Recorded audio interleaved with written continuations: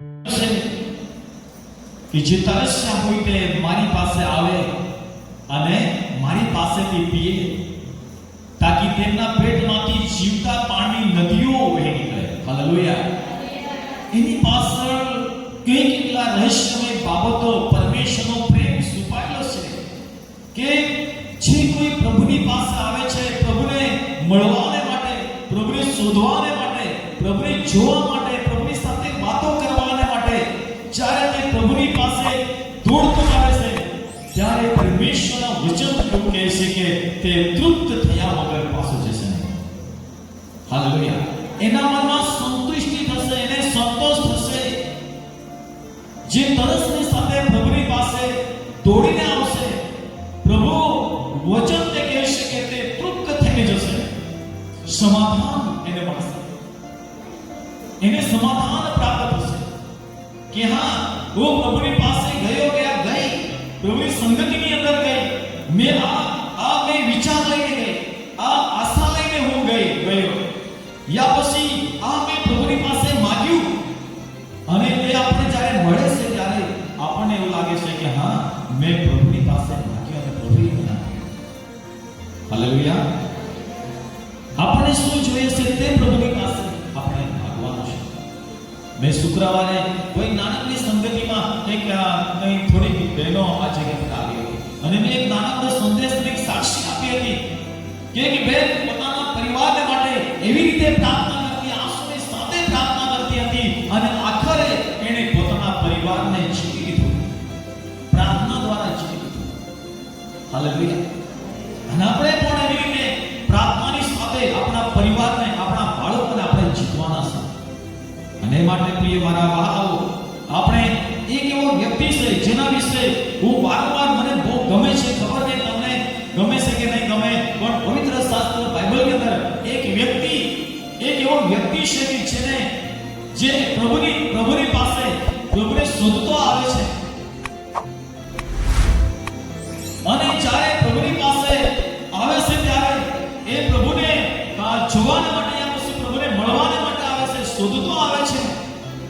પણ એવું કંઈક બને છે કે તે પ્રભુને જોઈ શકતો નથી, આ મળી શકતો નથી, કેમ કે તે એકલો નથી હોતો. પ્રભુની સાથે ઘણા બધા લોકો છે ત્યાં.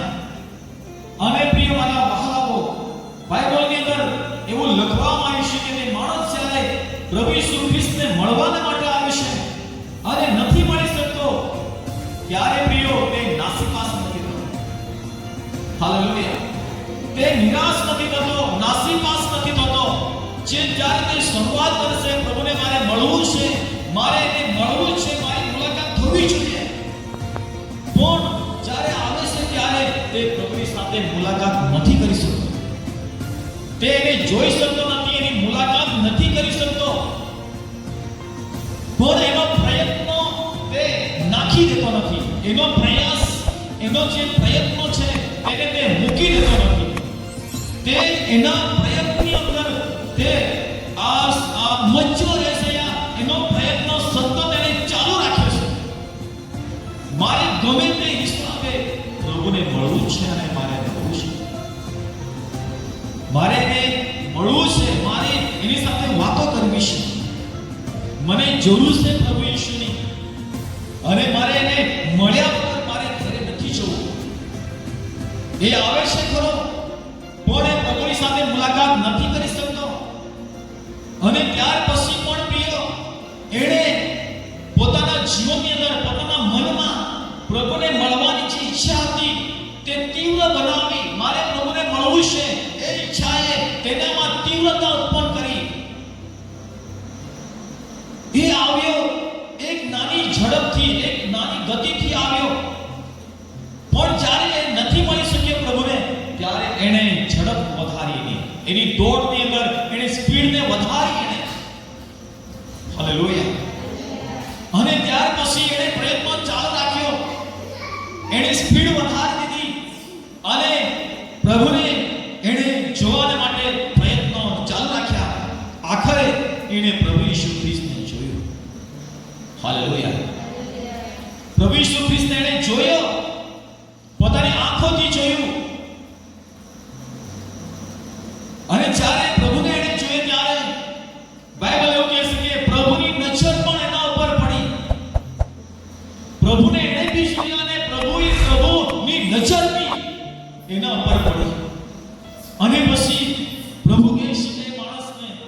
કે મારે તારે ઘરે મારે આજે રોકાવાનું છે, હું પરણો આવવાનું છું તારે ઘરે, મારે આજે તારે ઘરે ઉતરવાનું છે, મારે ત્યાં આજે રાતવાસો તારા ઘરમાં મારે કરવાનો છે.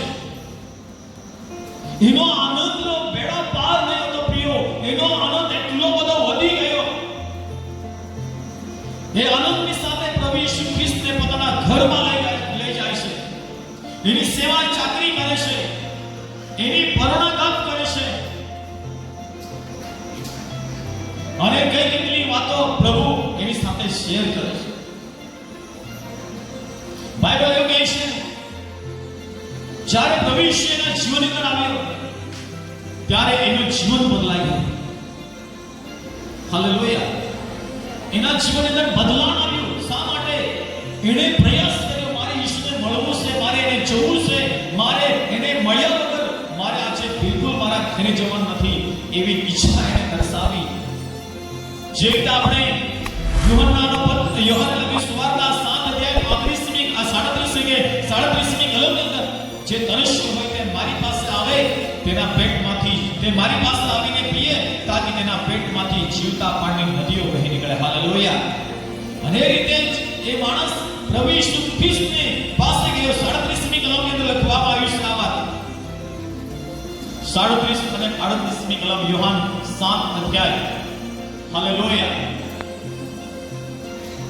એના ઘરમાં પ્રભુ ઈસુ આવે છે ત્યારે એના જીવનની જે એક જીવન એનું બદલાણ પામી ગયું. શા માટે? એણે શું કર્યું એટલે જીવન એનું બદલાઈ ગયું?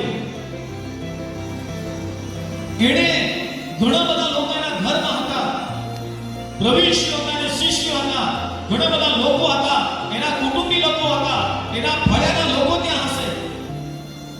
એણે બધા લોકોની વચમાં ઊભા થઈને પોતાના પાપનો પસ્તાવો કર્યો. હાલેલુયા. કબૂલાત કરી, મેં પાપ કર્યું છે, મેં સારું જીવન જીવ્યો નથી, મેં અયોગ્ય રીતે વર્ત્યો છું લોકોની સાથે, કેટલા બધા લોકોને મેં છેતર્યા છે, દગો આપ્યો છે. એ તેને ઊભા થઈને પસ્તાવો કરીને એ પાપ છોડી દેવાને માટે પ્રયત્ન કર્યો. હાલેલુયા. સ્વર્ગ એના માટે ઉઘડી રહ્યું, સ્વર્ગની અંદર એના માટે આનંદ થયો, સ્વર્ગ પ્રસન્ન થયો એક વ્યક્તિના જીવનને એ પસ્તાવાને જોઈને. અને પ્રભુ ઈસુએ કહ્યું, આજ આ ઘેરમાં તારું નામ છે. હાલેલુયા. તે પણ ઇબ્રાહીમનો દીકરો કહેવાશે. હવે તમને ખબર પડી ગઈ હશે એ વ્યક્તિ છે ઝાંકી દાણી. હું તમને ટૂંકમાં સમજાવવા માંગુ છું એના એ ચિત્રને. લુક 19 અધ્યાયની અંદર એ વાત લખવામાં આવી છે. એણે મનની અંદર નિર્ણય કર્યો. કઈ કલમની અંદર? લુક 19 એક કલમની અંદર એની ઓળખ આપવામાં આવી છે. અને બીજી કલમની અંદર જ્યારે આપણે જોઈએ ત્યારે એ પ્રભુ ઈસુને જોવાને માટે મનની અંદર વિચાર બાંધે છે. હું એને આરાધનાની સાથે જ્યારે આપણે આરાધનાને માટે ચર્ચ ભવનની અંદર આવીએ છીએ ત્યારે આપણે કેવી રીતે આવીએ છીએ તેની સાથે હું લાગુકરણ કરીને તમને સમજાવવાને માટે પ્રયત્ન કરીશ. ત્યાર પછી દીકરા મોહિતની બર્થડેના નિમિત્તે આપણે એક શાસ્ત્ર ભાગ વાંચીને કેક કાપીને એની બર્થડે ઉજવણી કરીશું. 19મા અધ્યાયની અંદર એના સંબંધી ઓળખ આપવામાં આવી. એક અને 2 કલમની અંદર એની ઓળખ આપવામાં આવી છે. પણ આપણે ત્રીજી કલમથી લઈને 10 કલમ સુધી જ્યારે આપણે નિહાળીએ ત્યારે એણે શું કહ્યું? ત્રીજી કલમની અંદર તેણે ઈસુને જોવા કોશિશ કરી કે તે કોણ છે, પણ ભીડને લીધે તે તેને જોઈ શક્યો નહીં. ઘણા બધા લોકો હતા એની આજુબાજુમાં, પ્રભુ ઈસુ ખ્રિસ્તની આજુબાજુમાં. એ પ્રભુને જોવાને માટે આવ્યો પણ જોઈ ના શક્યો. એનું કારણ હતું લોકોનો ટોળો હતો. હાલેલુયા. આપણે જ્યારે ચર્ચની અંદર આવીએ છીએ ત્યારે જે રીતે ઝાંકી પ્રભુને જોવાને માટે કોશિશ કરે છે કે એ ઈસુ કોણ છે તે મારે જોવું છે, જ્યારે આપણે ચર્ચની અંદર આવીએ છીએ ત્યારે એ જ રીતે આપણે આવવું જોઈએ. હું મારા પ્રભુને મળીશ આજે. હાલેલુયા. હું ચર્ચની અંદર જઈશ, મારા પ્રભુના નામની આગળ હું પ્રભુની આગળ હું ઘૂંટણે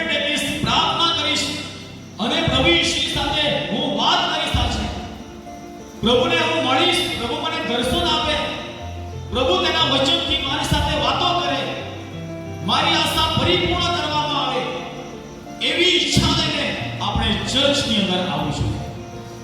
હાલેલુયા. या जागा वचन आपाय छे तो वे और इच्छा कोना है मां प्रभु एना है. हालेलुया. मां प्रभु वीणा है, मां प्रभु एना है.